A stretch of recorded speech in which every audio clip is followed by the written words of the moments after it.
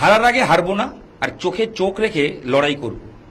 Cricket জীবনে সবসময় একটাই মূল মন্ত্র ছিল, লক্ষ্মীরতন শুক্লা। সেই লক্ষ্মীরতন শুক্লা এবার বাংলা ক্রিকেট দলের, সিনিয়র ক্রিকেট দলের কোচ হচ্ছেন। লক্ষ্মীদা, কংগ্রেচুলেশন কোচ হওয়ার জন্য। প্রথমেই যেটা দিয়ে শুরু করলাম, যে বিলিভ তোমার কাছে সবসময় যে আমরা সব পারি এবং আমরা শেষ পর্যন্ত লড়বো। কোচ হয়ে কি টিমে জাস্ট এটাই বার্তা প্রথমেই দেবে যে আমরা আমরা পারবো, বাঙালিরা বা ওভারঅল বাংলা হারতে পারে না, শেষ অবধি লড়বো। কি বার্তা তোমার কোচ হওয়ার পরই ফার্স্ট? না দেখো, আমার খুব দীর্ঘ বিশ্বাস আছে, বিলিভ আছে কি সবাই সবকিছু পারে যদি বিশ্বাস থাকে, যদি ডিটারমিনেশন থাকে, যদি তুমি ডিটারমাইন্ড থাকো, তাহলে এভরিথিং ইজ পসিবল। তুমি যদি আজকে দেখো প্যারালিম্পিকও হচ্ছে, আর তাদেরকে দেখে দে আর দ্য মেন ইন্সপিরেশন। আর ওখানে গোল্ড জিতে নিয়ে আসছে, ভারত থেকে লোকেরা নিয়ে আসছে, অন্য কান্ট্রিও লোকেরা খেলছে। তো খেল একটা এরকম মাধ্যম আছে, এখানে এভরিথিং ইজ পসিবল। মাঠ আপনাকে মানুষ বানায়, স্কুল আমাদেরকে শিক্ষা দেয়, মাঠ আমাদেরকে মানুষ বানায়। এরকম আমি এর মানে থোড়ি না কি স্কুলে গিয়ে তুমি মানুষ হবে না। অবভিয়াসলি স্কুল রুট হচ্ছে তুমি শিক্ষা পাচ্ছ কি তুমি কিভাবে বেটার মানুষ হবে। দেখো, সব জিনিসের পেছনে একটা ফোকাস এন্ড একটা কনসেন্ট্রেশন ইজ ভেরি ইম্পর্টেন্ট। আপনি খেলার সময় যদি আপনি ভাবেন কি আমি এটা কিভাবে করব, সেটা নয়। এই জন্য আমি আগে বললাম কি সবাই সবকিছু পারে, জাস্ট বিলিভ রাখতে হবে। এই বিশ্বাসটাই দলের মধ্যে ঢোকানোর টার্গেট ফার্স্ট। সবার আছে বিশ্বাস, সবার আছে। আমি এখানে কিছু হচ্ছে না কিন্তু। না না, একদমই না। সবাই হচ্ছে, সবাই ভালো খেলছে। যারা যারা রেসপন্সিবিলিটি আছে, যাদের ছিল, সবাই দে ডিড দেয়ার বেস্ট। আর আমার মনে হয় কি বেস্ট বলে কিছু হয় না। যতদিন আপনি ভালো পারফরমেন্স করতে পারবেন ততদিনই আপনি ভালো। আর যখন আপনি ভালো পারফরমেন্স করতে পারবেন আপনি বাজে, এই থিওরিকে আমি বিশ্বাস করি না। বাংলা দলের মানে যেহেতু প্রায় 30 বছর বেশি হয়ে গেল আমরা রঞ্জি ট্রফি জিতিনি, মানে বাংলা রঞ্জি ট্রফি জেতেনি। তো একটা এক্সপেকটেশন বাংলা রঞ্জি কবে পাবে, এবং অলরেডি আমরা ফাইনাল সেমিফাইনাল খেলেছি লাস্ট দুটো ইয়ারে, বাট ট্রফি এখনো আসেনি। তো তোমার কাছে এক্সপেকটেশন শুরুতেই হাই, রঞ্জি চাই। তুমি কিভাবে দেখছো? না দেখো, চাই অবভিয়াসলি, মানে একটা সব জিনিসের পেছনে লাইফে একটা গোল থাকে। আর আমাদের বাংলার প্লেয়াররা আমার মনে হয় কি খুব ভালোভাবে নিজের প্রিপারেশন করছে, এর আগেও করেছে, পাস্টেও করেছে, আর প্রেজেন্টেও করবে। সো সব কিছু অ্যাচিভমেন্টের পেছনে একটাই ওয়ার্ড থাকে, প্রিপারেশন। হ্যাঁ, তো প্রিপারেশন যখন আমি করি, আমি নিজের উইক লিঙ্কস যদি যেটা থাকে তাকে আমি স্ট্রং করি। আমি বলতে পারি নার্ভ সিস্টেম। তোমার নার্ভ যত স্ট্রং থাকবে, তুমি সৌরভ গাঙ্গুলি দেখো, আউটস্ট্যান্ডিং প্লেয়ার, আউটস্ট্যান্ডিং তোমার ক্যাপ্টেন মহেন্দ্র সিং ধোনি দেখো, এই দুটো লোকের নার্ভ এত স্ট্রং ছিল। আমার মনে হয় কি এদেরকে দেখে অনেক কিছু শেখা যায়। বেঙ্গল টিমেও যদি তুমি দেখো, লালজি ছিলেন, সোরাসিস ভালো কাজ করেছে, তারপরে মনোজ হিমসেলফ এত সুন্দর পারফরমেন্স করেছে। তো আমার বাইরে যাওয়ার দরকার নেই, আমার টিমের মধ্যেই এত ইন্সপিরেশন আছে যারা ভালো খেলেছে। অনুষ্ঠুভ ভালো খেলছে রেগুলারলি। তো এখানে প্লেয়ার 100% আছে। আর যদি তুমি বলো কি এই এই এই এই জেনারেশনে আমার মনে হয় কি অনেক ইম্পসিবল জিনিস পসিবল হতে তোমরা সবাই দেখবে। তুমি যে নামগুলো বললে বেশিরভাগই কিন্তু তোমার সঙ্গে একসাথে খেলা প্লেয়ার। তো সেক্ষেত্রে সাপ্লাই লাইন বা নতুন মুখ বা দ্বিতীয় লক্ষ্মীরতন শুক্লা হয়তো বলবো না, বাট সেই মেন্টালিটি, সেই খারুসনেস বলো, আমি জাস্ট যাবো এবং ফিনিশ করব, সেইটা মনে হয় অভাব রয়েছে। কারণ এখনো তুমি যাদের নাম বললে, যারা মনোজ, অনুষ্ঠুপ, সেটা তোমার সঙ্গে খেলা প্লেয়ার এবং তারা লং কন্টিনিউ করছে। তো হোয়াট নেক্সট? নতুন তো নেই। না, নতুন আছে, 100% আছে। যারা বলছে তারা আমি বিশ্বাস করি না। আমাদের ইয়াংস্টার আছে, সবার নাম করাটা সম্ভব নয়। 19 ভালো প্লেয়াররা আছে, ক্লাব ক্রিকেটে এই বছর অনেক ভালো ভালো ছেলেরা খেলেছে। আমি আবার কি বললাম, এভরিথিং ইজ পসিবল। আমার বাংলার প্লেয়াররা সব পারে, আর আগামী দিন তুমি দেখবে এরা সব পারবে। Just matter of few months. আমার মনে হয় কি আমার ওদের উপরে আগেও বিশ্বাস ছিল, যখন আমি অ্যাজ এ প্লেয়ার খেলতাম, অ্যাজ এ কোচ আমি এই অপরচুনিটিটা পেয়েছি। তো আমার বিশ্বাস অন্যর প্রতি সবসময় অচল থাকে, স্ট্রং থাকে। লক্ষ্মীরতন শুক্লা তো কোচ হিসেবে কাউকে খুব একটা কারোর ফিলোসফি ফলো করে না, আর নিজের কোন ফিলোসফি। বাট তোমার তো নিশ্চয়ই একটা পদ্ধতি আছে কোচিং এর। ডোমেস্টিকে সবাই বলে চন্দ্রকান্ত পদ্ধতির একটা ম্যাজিক পদ্ধতি আছে এবং তিনি ধরলেই সাকসেস। এলআর এর কোচিং পদ্ধতি কি, বা তোমার মানে ভাবনাটা কি, যে কিভাবে তুমি চালাতে চাও? দেখো, আমার একটাই জিনিস মনে হয় কি, ছোটবেলা থেকে সৌরভ গাঙ্গুলির সাথে যে ইন্ডিয়ান ক্রিকেটের মহান ক্যাপ্টেন, সবসময় দুটো ক্যাপ্টেনের নাম হয় দাদি আর মাহি। আমার মনে হয় ওই লোকটার সাথে আমি বড় হয়েছি।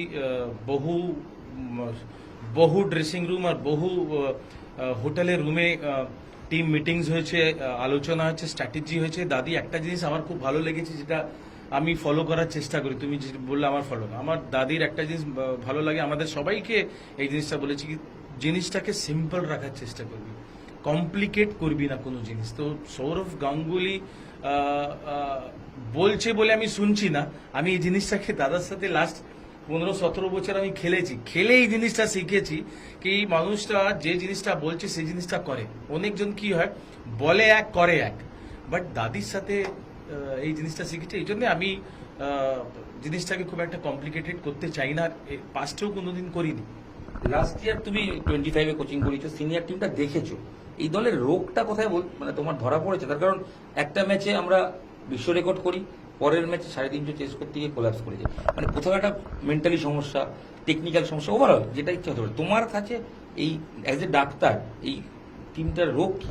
না, আমি আমি একদমই ডক্টর নয়, এসব বলো না, বাট আমার মনে হয় কি কোনো রোগ নেই গো। এরা সবাই ফিট আছে লাইফে লাইফে লাইফে ঠিক। আমি একটা জিনিস বলছি, সবসময় ট্রফি নেই। আমরা 32 বছর ধরে রঞ্জি ট্রফি পাইনি, আমরা অনেকবার ফাইনাল খেলেছি, 2বার আমি খেলেছি, একবার এরা খেলেছে। সো ফাইনাল খেলছি, বাট ইটস নট হ্যাপনিং।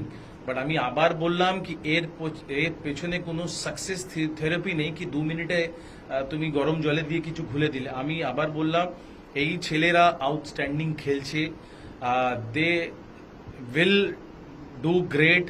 তুমি দেখবে ইন ফিউচার তারা খুব ভালো খেলবে। জাস্ট সবাইকে বিশ্বাস রাখতে হবে, কেউ রোগী নয়, কোথাও রোগ নয়, কারো রোগ ধরা পড়েনি। আই ডোন্ট বিলিভ এইসব জিনিস, আর যারা এইসব জিনিস বলে সেই জিনিসটাকে আমি সাপোর্টও করিনি।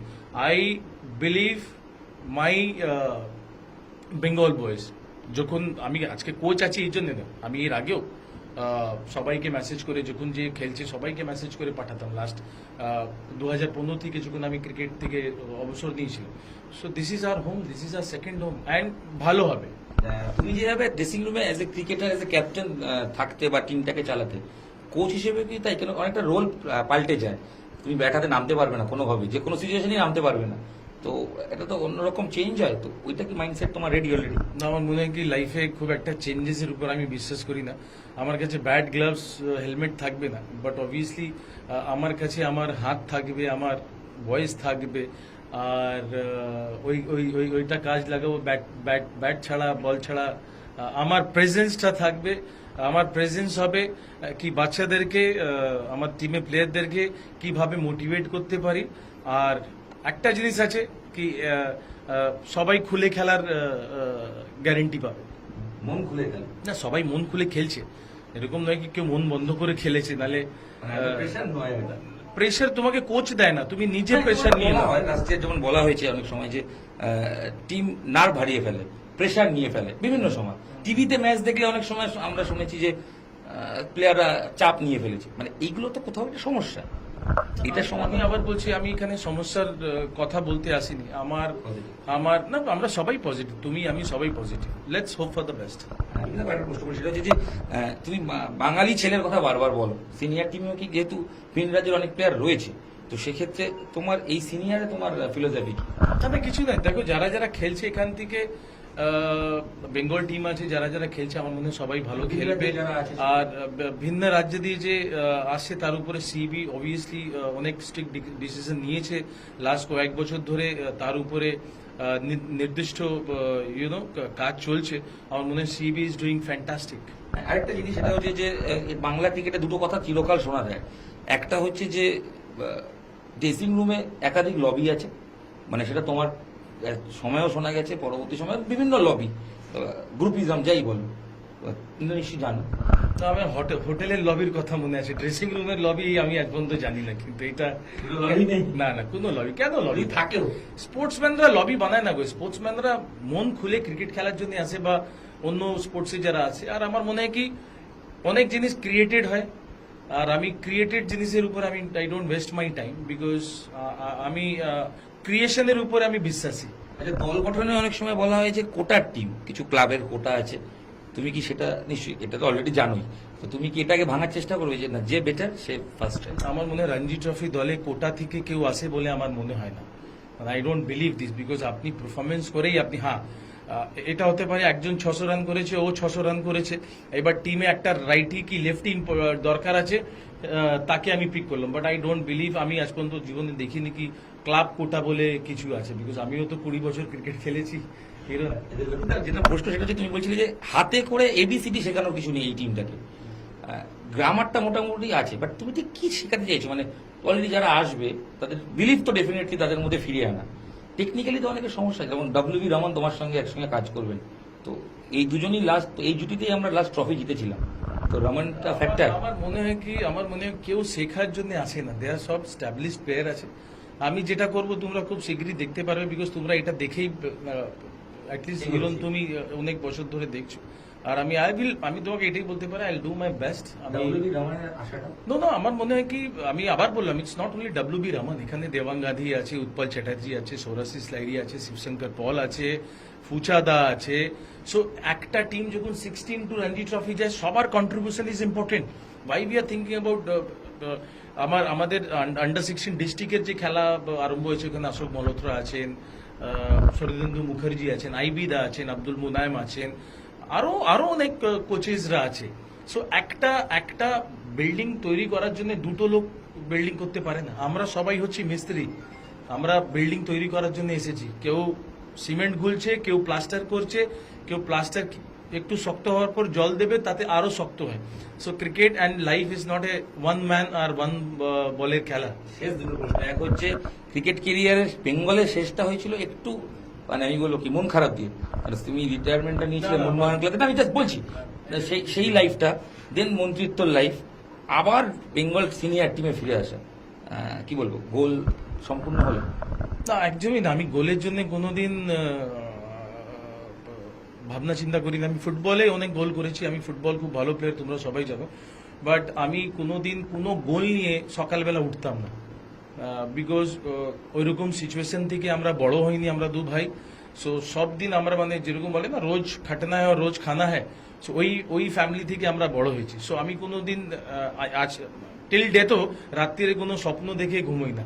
তিনটে জার্নিতে তোমার কোন পার্টটা বেটার, মানে ক্যাপ্টেন, মিনিস্টার, কিন্তু কোচ এখনো হও, মানে কাজ? আমার মনে হয় কি যত লাইফ আমাকে উপরওয়ালা ভগবান দিয়েছে, হ্যাঁ, সব লাইফ কিন্তু ভগবানের দেনের লাইফ আছে। সো আমার মনে হয় কোনো লাইফকে ছোট বা কোনো লাইফকে বড় করবো না। বাট অবভিয়াসলি আমার স্পোর্টস পার্ট, আমার ক্রিকেট পার্টের জন্যই লক্ষ্মীরতন শুক্লাকে তুমি চেনো, আর আমরা এখানে বসে তোমার সাথে ইন্টারভিউ করছি। সো আমার ক্রিকেটিং পার্টের সাথে মানে কোনো জিনিসকে কম্পেয়ার করা যাবে না। শেষ প্রশ্ন, টার্গেট অবশ্যই কোচ হিসেবে থাকবে, ডেফিনেটলি রঞ্জি ট্রফি আমরা প্রত্যেকে চাইব, 2 বছর পর আবার তোমার সঙ্গে যখন কথা হবে, মানে এই বিলিভটা কি আমরা তোমার থেকে এখনই পাবো যে রঞ্জি ট্রফিটা থাকবে বাংলা ড্রেসিং রুমে? তোমার বিলিভ এই 2 বছরের মধ্যে নিশ্চয়ই বেড়ে যাবে। I promise that. আমার টার্গেট তোমার বিলিভ বেড়ে যাবে। লক্ষ্মীরতন শুক্লা আত্মবিশ্বাস বাড়াতে যান দলে কি হয়েছে সেটা নিয়ে ভাবনা চিন্তা নয়, আগামী দিন শুধু ট্রফি জয়ের জন্য নয়, দলকে একটা বেটার জায়গায় নিয়ে যেতে চান, আর তার জন্য সবকিছু করতে তৈরি লক্ষ্মীরতন শুক্লা। ক্যামেরা অরবিন্দের সাথে ইরন রায় বর্মন, নিউজ 18।